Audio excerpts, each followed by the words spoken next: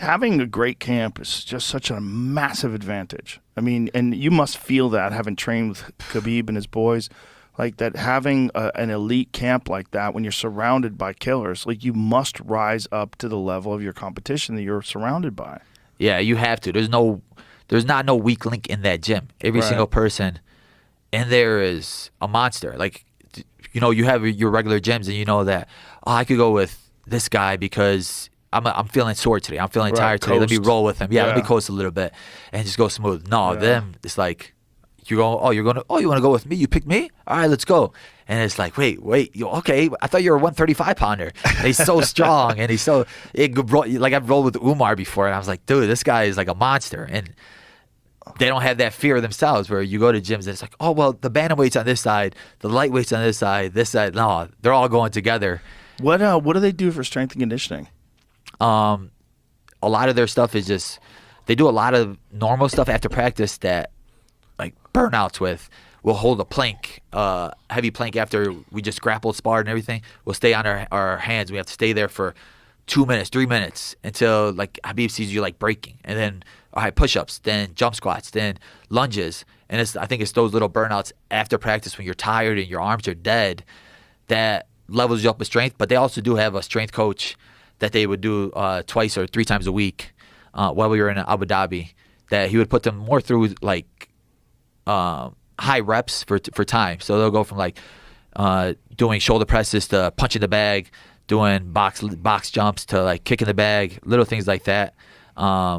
That I think just like build strength and cardio at the same time. When you are in Chicago, do you have like a regular strength and conditioning coach that you work with? Yeah, I got a strength coach. Shout out to Matt Murphy. We do like more like heavy lifting stuff. So it's, really, so for like certain bodies. So we do deadlifts. I'm going heavy on deadlifts. We go squats. I'm going heavy on squats. We go bench press, and then all the other stuff is more like cosmetic. But like the bases, trying to look good. Not cosmetic, but like now we're gonna do these little rolls or something like that. Yeah.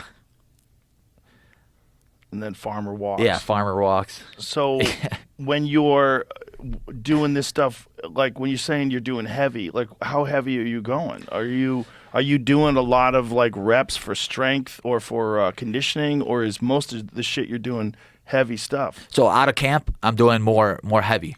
So right now it's just like a strength building phase. Mm-hmm. And then once it gets into camp mode, then it's more for reps. So like right now it's heavy with low reps.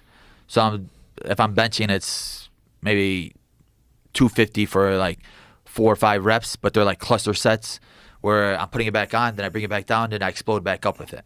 And then with squats, it's sitting down on a chair and then exploding up, sitting down on a chair and then exploding up with it. But it's heavier, but it's just lighter reps. And then when it gets closer to the fight, he changes it up to like higher rep stuff for the conditioning aspect of it. Are you trying to put weight on with this heavy weight, or are you just trying to maintain your strength? I'm just trying to build more strength and explosiveness. So I want to get stronger, especially once you're in the next guy, whoever my next opponent would be. I figured it would be a stronger guy, heavy grappler. So I figured I would need the strength. And I'm not the biggest welterweight, so I want to make up for it with strength and explosiveness like that. And I think when people look at me, they don't think that I'm strong, but when they feel me inside the cage, then I feel like it's a lot of them guys get like their eyes open, like, oh, he's a lot stronger than I thought. Yeah, there's certain dudes that are just strong as shit and they don't look like it. Yeah. But you look strong. But there's certain dudes, it's strength is like Ben Askren. Oh, just certain strength. Like, how the fuck is that guy? Like, when you'd watch him fight in Bellator when he was in his prime, when like he was ragdolling really high level fighters, and you're like, what is going on here? I know it's technique, but that motherfucker seems strong as shit. I used to train with him when I would go down to Rufusport, and I would like drive down there once a week. It's like 2 hours away from Chicago, but I would go in there and I would train with him, and I'm like, we're sparring with big gloves on, and you know he was the best striker, so I'm feeling like, I'm lighting him up. But once he grabs a hold of you, it's like he takes you down and you cannot move once you're on bottom. And it's with big gloves on, and like it's really hard to grapple and hold people down with big gloves on. But like, so after that, every time I would go with him, I was like, I cannot let him grab his hands together. If he locks his hands together, I'm going down. And that was when he was still in Bellator. And like you said, people don't realize how good he was back then. When he came to the UFC, it was a different version of himself. Yeah, he was already worn out by the time he got to the UFC. He already needed a hip replacement. You know, it's like, unfortunately, we didn't get him in his prime. He was in his prime when he was in Bellator. Even before he went to ONE FC, you know, ONE FC didn't even really get him in his prime. Bellator had him in his prime. And if you watch some of those fights, they're very impressive. But Bellator didn't like it. They thought that style was boring. I'm like, you got a dude who could do whatever the fuck he wants to people. What he did to Koreshkov, I mean, like, my God. And Koreshkov's still killing it right now. And that was when he was in his prime, younger version of himself. And to have Ben just maul you and take you down at will. Yep. It's like, I tell people, it's harder to beat somebody for 5 rounds than it is to finish him in the first round.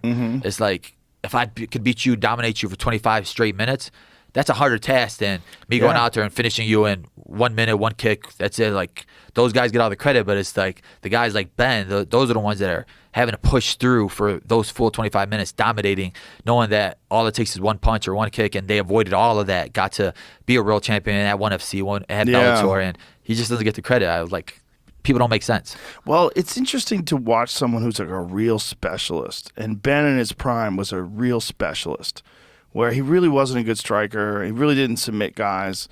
But, man, if he got a hold of you, you are going to get wrestle-fucked. Yeah. Duke Rufus would literally show, like, sparring drills. He'll be like, all right, we're going to do striking drills. And Ben would just be, like, standing there with his, like, his hands behind his back, just, like, looking up at the sky. And he's like, I'll wait for sparring. And he's, like, not doing the drilling at all.